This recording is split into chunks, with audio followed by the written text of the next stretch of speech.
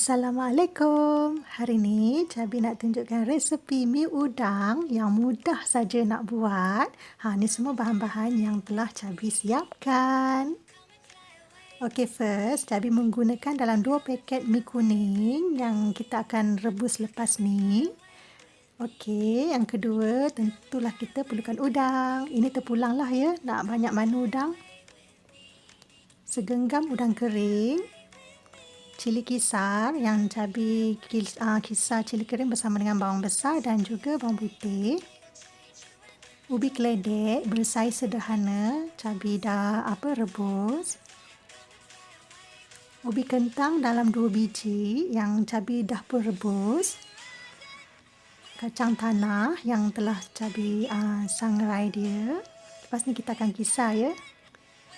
Sos tiram.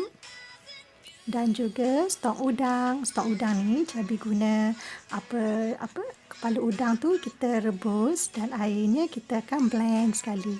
Dapatlah stok seperti ini. Okey, ini bahan-bahan hiasan dia. Tauge dan juga daun bawang yang Cabi dah potong. 3 biji telur.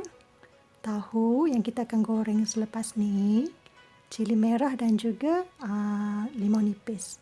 Okey, bahan-bahan semua Cabi dah siapkan. Okey, sekarang kita akan pergi ke proses untuk membuat kuah mi udang itu. Masukkan minyak untuk kita nak menumis. Dan kita tumis cili kisar kita dulu. Kita masukkan sedikit air.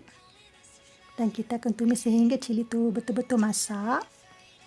Apabila dah mendidih dan masak, ini adalah ubi keledek yang Cabi dah kisar bersama dengan ubi kentang dan juga udang kering ya. Kepekatan dia macam ni dan kita masukkan ke dalam periuk kita. Okay, masukkan sedikit air.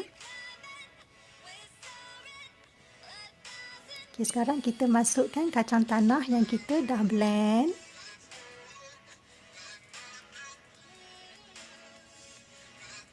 Apabila dia dah mendidih, baru kita masukkan stok udang. Lagi banyak stok udang, lagi bagus, lagi sedap. Okey, masukkan garam, gula dan juga sedikit serbuk berasa.